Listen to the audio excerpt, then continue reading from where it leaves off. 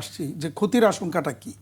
যেমন গতকালকেই দুই একজন বায়ার কিন্তু অলরেডি বলেছে যে প্রোডাকশন স্টপ করার জন্য, তার যে অর্ডারগুলি আমাদের এখানে ছিল এগুলি স্টপ করার জন্য।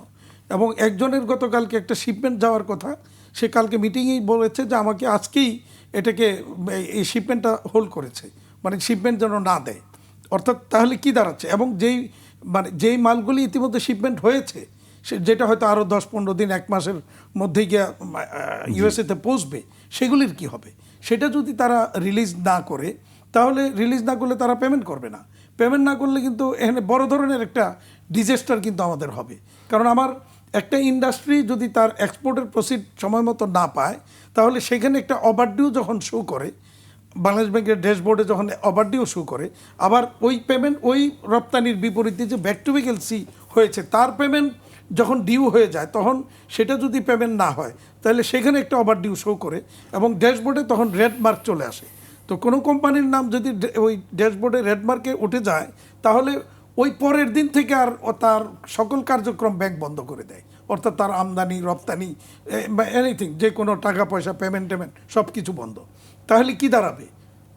শ্রমিকের বেতন দিতে পারবে না, তার কার্যক্রম বন্ধ হয়ে যাবে, ফ্যাক্টরিটা বন্ধ হয়ে যাবে। মানে এই ধরনের আনএক্সপেক্টেড সিচুয়েশন কিন্তু তৈরি হয়ে যেতে পারে। সেদিন তারা মূল্য ছাড়ের একটি কথা বলছে। তারপরে আবার যেটা বলতে চেষ্টা করছে কেউ কেউ যে সেখানে ডিসকাউন্ট দেওয়ার জন্য। তো কিভাবে ডিসকাউন্ট দিবে? আমাদের বিশেষ করে গার্মেন্টস সেক্টরের যে আমাদের যে ইন্ডাস্ট্রির যে এক্সপোর্ট, যা প্রোডাকশন আমরা যা করি, এটা বড় জোর ম্যাক্সিমাম 4 to 5% প্রফিট করি আমরা। কেউ তাও পারে না, হয়তো 1 থেকে 2% প্রফিট ধরে। কারণ হচ্ছে বিগ ভলিউমে আমরা কাজ করি, ওই অল্প করে যতটুকু প্রফিট আসে সেটা থেকে আমরা আমাদের ইয়েগুলি চালাই, কার্যক্রমগুলি চলে। তো সেখানে 37% বা সাথে আরও এটা 37% নতুন করে এটাকে অ্যাডজাস্ট করা কোনোভাবেই সম্ভব না।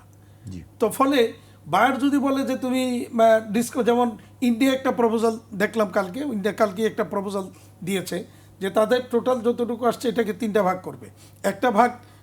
একটা ভাগ বহন করবে রপ্তানিকারক, একটা ভাগ বহন করবে ওই দেশের সরকার, আরেকটা ভাগ বহন করবে আমদানিকারক অর্থাৎ বায়ার। মানে এইভাবে একটা নেগোসিয়েশন তারা এই ইন্টারিম পিরিয়ডটার মধ্যে করতে চাচ্ছে, পরবর্তী কোনো সিদ্ধান্তে না পৌঁছা পর্যন্ত। আর আমরা যেটা গতকালকে আলোচনা করেছি এবং সেখানে যেটা খুব গুরুত্বপূর্ণ, আপনারা কি এই জিনিসগুলো কি আপনাদেরকে প্রস্তাব দেওয়া হয়েছে? না, আমাদেরকে ওরকম কোনো প্রস্তাব এখন আমাদের কাছে আসে নাই। মানে রপ্তানি কিছু 2-1টা জায়গায় স্টপ করেছে, প্রোডাকশন বন্ধ করেছে। কেউ বলার চেষ্টা করতেছে ডিসকাউন্ট করার জন্য। তো ডিসকাউন্ট করা তো সম্ভব না। ডিসকাউন্ট করা মানে হচ্ছে আমার পুঁজি থেকে অনেকটা ক্ষতি, লস। আচ্ছা, এরপরে যেটা মানে আমরা আশঙ্কা করছি আরও, যে এই পরিস্থিতি যদি চলতে থাকে তাহলে সেখানে কিন্তু আলটিমেটলি সেলটা কমে যাবে। তো সেলটা যখন কমে যাবে তখন বায়ার কিন্তু আমাকে ক্রয়াদেশ কমিয়ে দিবে। তো আমাদের তো একটা টার্গেট নিয়ে বা আমাদের একটা প্রিপারেশন ওইভাবে ফ্যাক্টরিটা সাজানো আছে, কোন বায়ারের কতটুকু কাজ আমরা করব। যখন ওই টার্গেট অনুযায়ী আমি অর্ডারটা পাবো না, কার্যাদেশ পাবো না, তখন কিন্তু সেখানেও কিন্তু একটা ডিজাস্টার কিন্তু আসবে। তো ইত্যাদি নানা রকমের সংকট বা শঙ্কা কিন্তু আছে।